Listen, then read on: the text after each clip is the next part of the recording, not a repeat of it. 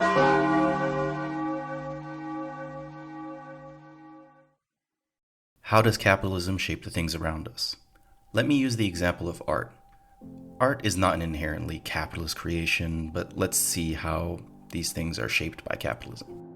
Now, I trained as an illustrator, and so from the get-go, I was taught to create illustrations for clients.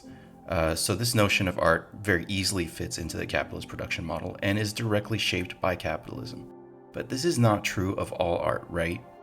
Well, many artists may be influenced by their need to sell their art and may inadvertently change their work to be aesthetically pleasing to a target audience, for example. This is basically the meme of artists teaching themselves how to draw furries so they can pay the bills on a more subtle scale.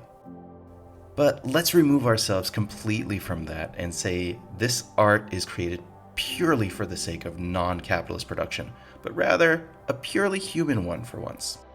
An artist creates a work with no intent of selling it, or maybe even does, but never succeeds in selling their work. Upon the artist's death, or before, whatever, doesn't really matter, although it tends to be the former, capitalists find this work and purchase it for an exorbitant amount of money. And you may say, wow, see, capitalism offers the opportunity for non-capitalist art to exist. Well, buckle up, buckaroos! Because we're going on a ride.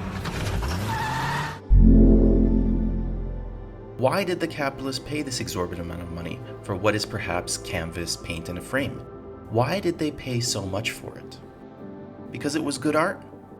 How do you judge what good art is? See, this is a difficult question because now you have to see how capitalism influences our definition of good. And it makes us ask this chicken versus egg kind of question. Is it good because it's valuable now? Was it good? And that's why it became valuable. We don't really know.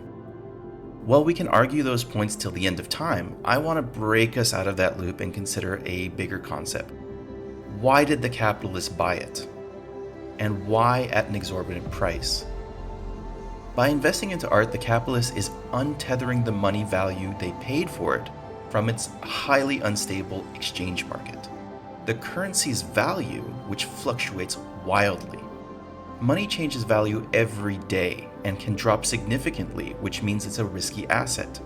Think back to those times when people went around with wheelbarrows of cash to buy bread, or those nations that printed trillion-dollar bills. $100 trillion bills. Now this might be a far-off notion, but we're already well on our way there. By placing the value into this object, the value becomes stable. The artist or estate receives that money, and this money can fluctuate depending on the currency's foreign exchange value on the global market. So in reality, the artist can never really escape the whims of the market. And I can imagine that many of us have felt the burn of losing 10 to 20% of our income due to inflation. But this does not concern the capitalist because they have just locked the value into that painting. See, the capitalist is always preparing to weather these recessions, which are baked into the capitalist system. So they seek to untether their wealth from the market into stable assets and use and abuse our gullibility on art and its market as a non-depreciating asset. Because we believe in it, it makes it true. Let's think deeper on this. If the capitalist had bought the art at a bargain price, it wouldn't have been elevated to its hegemonic plateau. So the capitalist knows that they must purchase it at a level which will market itself. So by spending millions, this will become news, and it can just grow from there. We'll start to see this storytelling in the media and the news, which makes us believe that it is more valuable. So now that the art has become a stable representation of the wealth the capitalist invested, maintained by our belief that if someone spent a lot of money on it, they must know something we don't. And all of a sudden, you start noticing things you like about the art, or you may be debating how ugly it is. You're accidentally adding to its marketing. But this is also where the capitalists can make their wealth work for them. Because the art market is a huge bubble maintained by our hegemonic belief, not only is it stable, but it grows where many other assets depreciate. So other capitalists can then play the same game the poor do with $20 on Venmo. For the poor, that $20 is constantly depreciating in value, but being tethered to the currency, we don't think of adding inflation to the mix. But now, the capitalists can invest whatever amount they want to lock in that value with the knowledge that, in playing this game with other capitalists, someone else in the future will pay more than that initial investment, This is because there's a fundamental difference with that Venmo game. They are playing the game to openly manipulate value and lock it into an object, stopping it from depreciating. They manufacture its value and hide the wealth they attain.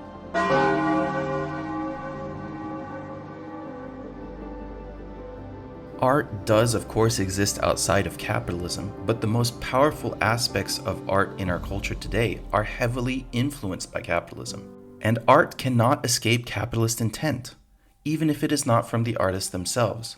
When capitalist intent takes hold of it, it repurposes it for its own benefit.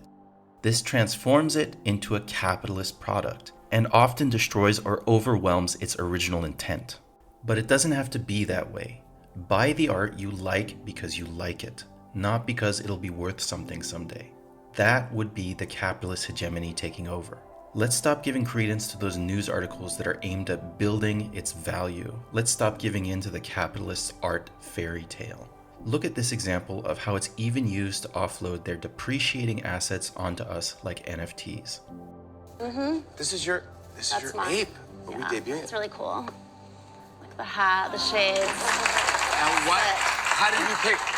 Because you can pick your ape. Yes, I was going through a lot of them, and I was like, I want something that like kind of reminds me of me. This one, it does. We're part of the same community. We're both apes. I love it. Here's my ape. This is my ape. It's yours. Yours is so cool. I love the red heart sunglasses. I love the captain hat. This is a scam being sold to us on mainstream media. It is far better to support artists that you enjoy because you enjoy them. That is where the value is, not in a price tag. If you enjoyed today's video, consider supporting me on Patreon. Regardless, I'd love to hear your comments. You can always like and subscribe. Thanks.